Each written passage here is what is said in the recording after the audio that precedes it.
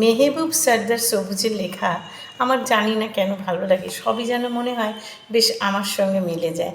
অনেকের সঙ্গে মেলে কিনা একটু দেখুন তো এই কবিতাটা। নীরবতাই আমার ভাষা।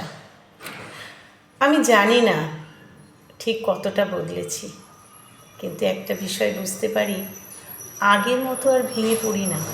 সহজে কাউকে দোষ দিতেও ইচ্ছা করে না।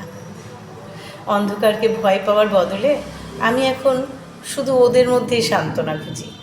নীরবতাকে আগলে রাখি, মানুষের কোলাহল থেকে পালিয়ে যাই। হারানোর ভয় নেই, কারো দূরে সরে যাওয়া আর কষ্ট দেয় না।